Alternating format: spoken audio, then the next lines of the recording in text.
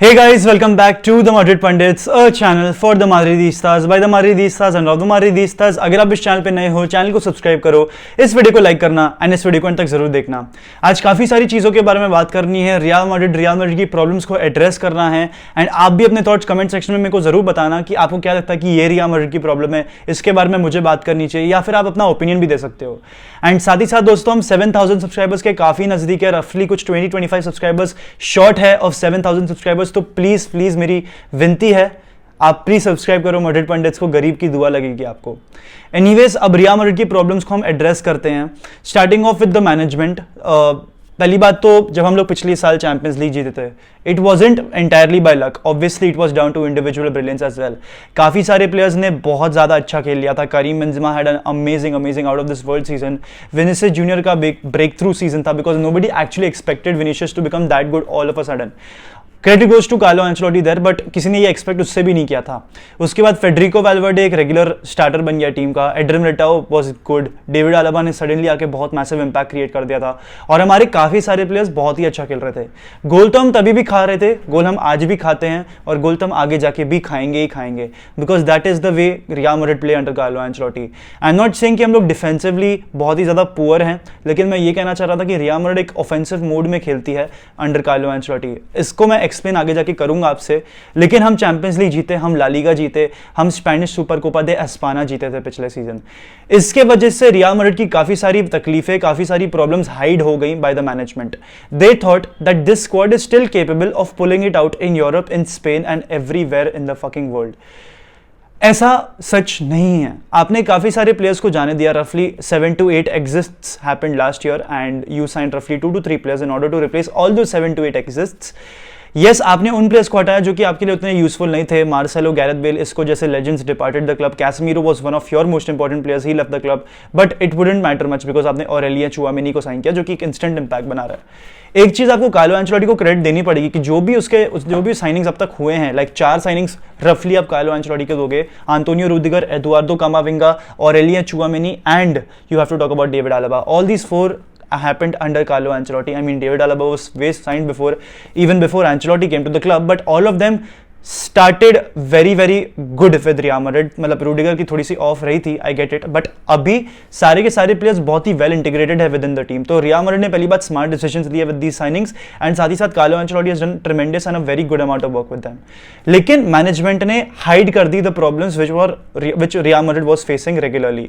सबसे पहली बहुत बड़ी प्रॉब्लम, रियल मैड्रिड के पास ऑफेंसिव में बिल्कुल भी डेप्थ नहीं है। आप अगर बात करो तो आपके पास बस 3 या 4 ऑप्शंस है अटैक में, Vinicius Junior, Karim Benzema, Marco Asensio, Federico Valverde and Rodrigo. Federico Valverde भी एक मिडफील्डर है, तो मैं उसको इस लिस्ट से हटा दूंगा तो मेरे पास बस 4 ना बचते हैं, ठीक है, ऑन द बेंच मेरे लिए अवेलेबल। अभी करंट सिनेरियो के हिसाब से अल्वारो रोड्रिगेज जैसा बंदा आ गया टीम में, आई गेट इट, बट मैं अभी के लिए उसको इन्वॉल्व नहीं करना चाहूंगा because he still very young and अभी भी प्राइमरीली वो रियल मैड्रिड कस्टिया के लिए खेलेगा। आपके पास इस समय सिर्फ 4 फॉरवर्ड्स है at your disposal, Mariano, Eden Hazard, they're practically no good to your club and for you. So at least आपको कम से कम विनीशियस जूनियर के लिए एक बैकअप लेना है लेफ्ट विंग पे, आपको एक राइट विंगर जो आपके लिए रेगुलरली स्टार्ट कर सके वो रखना है, और आपको एक बैकअप स्ट्राइकर चाहिए। खैर, बैकअप स्ट्राइकर की कहीं ना कहीं प्रॉब्लम आपने सॉल्व कर दी है with Alvaro Rodriguez and I am seeing it very clearly that Alvaro Rodriguez आगे के कुछ गेम्स में आपके लिए खेल भी सकता है।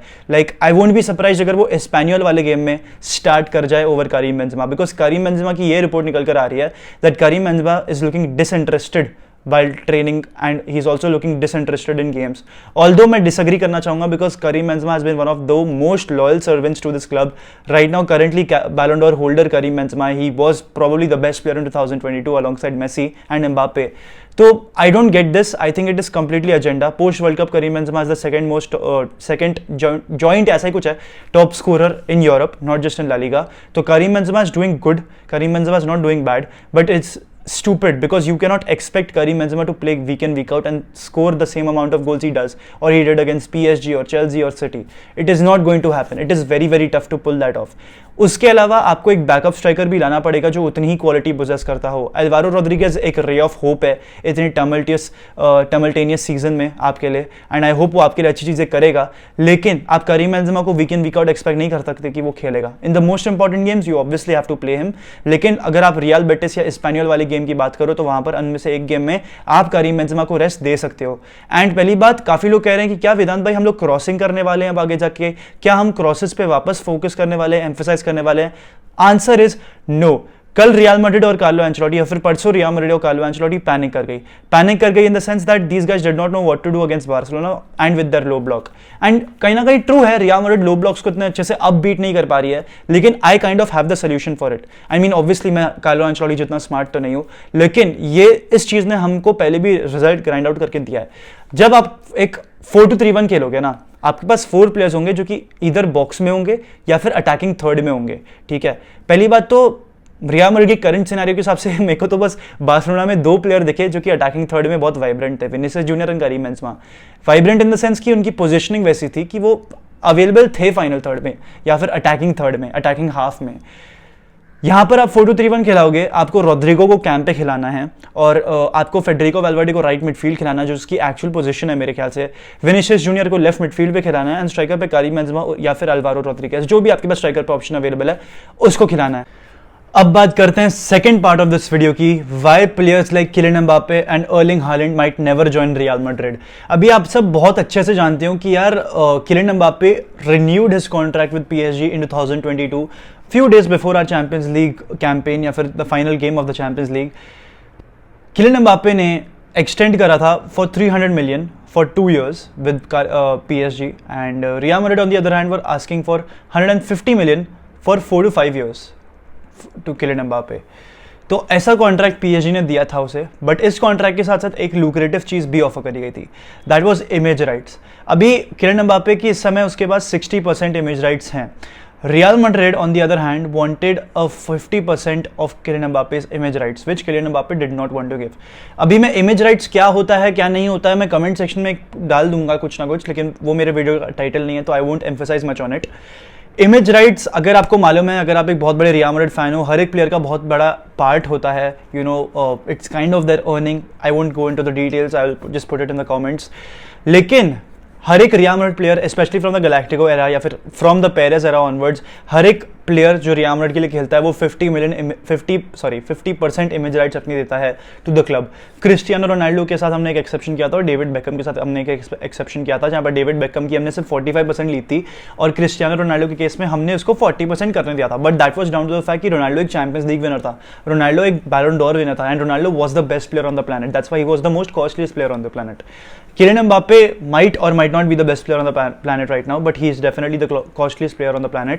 And इसलिए because Madrid इतना एक्सपेंस कर रही थी उस पर, they wanted to get या फिर you know cut short their money which they're investing in him short by getting 50% of his image rights, जो कि अब नहीं हो सकता है।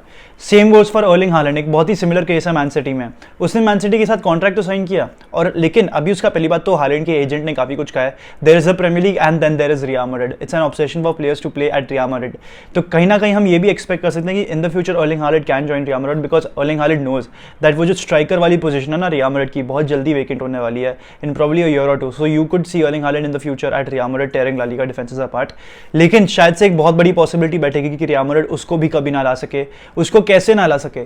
उसको इसलिए ना ला सके बिकॉज यार मैं आपको बताता हूँ, अर्लिंग हालैंड का भी सिमिलर केस है, इमेज राइट्स। अगर आप अर्लिंग हालैंड के 50% इमेज राइट्स ले लोगे ना, वो शायद से ना आ सके। इतनी छोटी सी चीज़ पे प्लेयर्स अपना मूव रुकवा देते हैं and it is a very very big thing in the modern day football. Real Madrid image right से बहुत पैसा कमा चुकी है, काफ़ी सारे स्टार प्लेयर्स के। आप रोनाल्डो नज़ारियो की बात करो, आप ज़िनेडीन ज़िडान की बात करो, who had given us 50% of his image rights. आप क्रिस्टियानो रोनाल्डो की बात करो, आप गैरेथ बेल की बात करो, ये सारे लेजेंडरी प्लेयर्स जो रियल मैड्रिड के लिए थे, उन्होंने अपनी 50% या फिर 40% इमेज राइट सैक्रिफाइस करी है।